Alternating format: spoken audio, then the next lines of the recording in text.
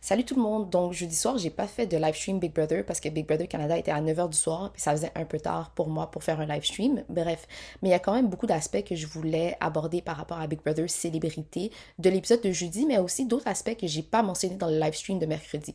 Donc, tout d'abord, je pense que Jean-Thomas devrait définitivement éliminer François Lambert dimanche. Je vous dis pourquoi.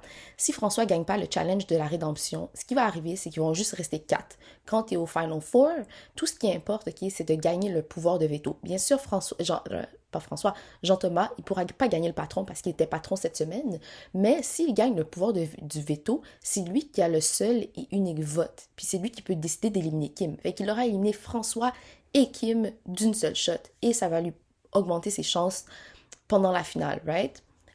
Fait que ça, c'est pour ça que je pense qu'il devrait l'éliminer. Puis il y a plusieurs semaines, il a dit ah, moi, je peux partir 15e ou je peux partir 3e. Tout ce qui m'importe, c'est de gagner. Ben là, c'est ça. Fais un gros move, puis tu pourras gagner, puis tu auras vraiment mérité ta place à la fin.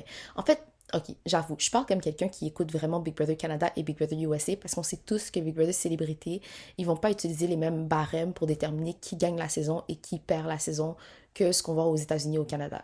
Dans Big Brother Célébrité, ils vont y aller par qui ils aiment le plus, qui a été la personne la plus gentille. Bref, vous voyez ce que je veux dire? En tout cas.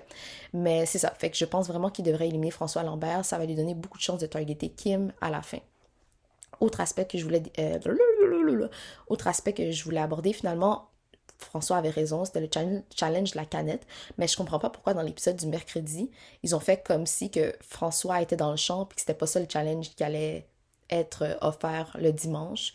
Mais bref, c'est ça. Je vais retourner dans l'épisode du mercredi pour voir comment ils l'ont annoncé. Parce que dans l'annonce de l'épisode qui suit, on dirait qu'il nous disait que François s'est trompé. Bref. Mais sincèrement, j'admire beaucoup la résilience de François Lambert qui a pratiqué. Juste pour ça, je trouve que c'est un gagnant qui mérite de gagner. Il plante des graines à la bonne place. Il veut vraiment gagner, tu le vois vraiment, puis ça, l'admire pour ça.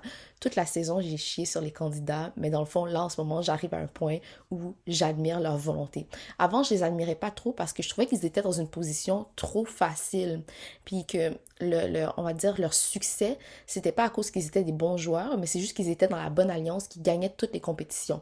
Mais là, quand tu prends vraiment le jeu entre tes mains, tu sais, quand là, ils se pratiquent pour gagner la compétition, il prend vraiment les mesures nécessaires pour pouvoir retourner dans le jeu s'il est éliminé. Là, j'aime ça. Il prend vraiment le jeu. En fait, c'est lui qui choisit la destinée de son jeu. Bref. Autre aspect que je voulais aborder. La scène où tout le monde est dehors. Puis la Camille parle tellement trop. Puis qui m'est fâché. Puis qui me dit un moment de silence. Moi, personnellement, j'ai trouvé ça méchant. Moi, je serais le genre de personne qui dirait aux autres, je vais pas imposer aux autres comment moi je me sens. Donc si moi je trouve que Camille part trop, ce que je vais faire, c'est que je vais moi-même prendre une marche et leur dire Hey guys, j'aimerais juste me recueillir toute seule, vous savez, décompresser. Donc je vais juste prendre une petite marche. J'aurais juste pris une petite marche. J'aurais pas imposé aux autres de se taire. Moi, j'ai trouvé ça méchant. Mais bref, non, peut-être que j'exagère un peu. C'est vrai, j'avoue que c'était le meilleur moyen de dire à Camille de se taire. Mais je sais pas, je trouve que Kim, des fois, je la trouve méchante. Bah, juste par rapport à ce que je vois dans Big Brother Célébrité, en fait, là. Puis je trouve que Kim, c'est le genre de personne que tout le monde trouve gentille, tout le monde l'aime, elle est super fine et tout et tout. Euh, mais tu sais, quand elle aime pas une personne, elle va être extra méchante avec cette personne-là. Puis cette personne-là va vouloir dire ah, je sais pas, je l'aime pas trop Kim. Puis tout le monde va faire comme ah, mais de quoi tu parles? Kim est tellement gentille, c'est tellement une bonne personne. C'est un peu ça le vibe qu'elle me donne. Mais bref, ouais, je suis juste une hater, je suis désolée. Non, pour le reste, non, pour le reste, ce que j'ai dit, c'était pas fondé. Je suis une hater, je suis une hater. Peut-être que dans la vraie vie, elle est chill, mais dans Big Brother Célébrité, j'aime juste pas le fait qu'elle se positionne tout le temps comme étant la bonne personne. Moi, j'ai des valeurs, je suis une bonne personne. Si elle s'était pas positionnée comme ça me dérangerait pas quand elle serait bitch des fois avec les gens, vous comprenez?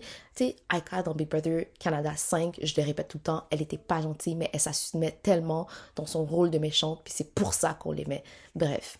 Mais en même temps, si Kim gagne la saison, je trouve qu'elle le mérite, elle a vraiment joué fort, elle a trahi les gens, c'est ça qu'il faut dans Big Brother. Mais c'est ça, moi c'est toujours le recul sur l'affaire de valeur. En tout cas, bref, c'est tout ce que j'ai à dire par rapport à ça. Je dis souvent bref, je m'énerve. En tout cas, là, on fast-forward à la partie de l'épisode où on voit, dans le fond, ils annoncent la prochaine compétition qu'il va y avoir, là, dans le fond, c'est ça. Fait que François avait raison que ça allait être un challenge de canette. Bref, Camille, elle leur dit, mais c'est bizarre qu'ils ne l'aient pas montré la semaine passée. Puis là, ils sont comme, oui, c'est très bizarre, mais meanwhile, Camille le sait que ils ont montré l'image, puis ils l'ont même pas dit à Camille. Je voulais pas dire bref, mais je vais encore le dire, encore une fois. Bref, c'est ça que je dis, bref. Je veux pas que Rich se fasse éliminer parce que effectivement, il est à l'extérieur de l'alliance des roues du carrosse qui est dominante, mais la seule raison pour laquelle je voudrais voir Rich partir ce week-end, ce serait pour que Camille blow up puis elle leur dise enfin je savais que vous m'aviez menti, je sais que vous m'aviez menti, puis vous m'avez même pas réveillé, une chose que Rich me l'a dit, c'était le seul qui avait été assez gentil pour me le dire, blablabla. Bla, bla, bla. En tout cas, j'espère qu'elle va blow up, mais en ce moment, elle le garde très près de son cœur, ce secret-là. Kudos to her, je pensais pas qu'elle allait le faire, je pensais qu'elle allait slip up, mais bref.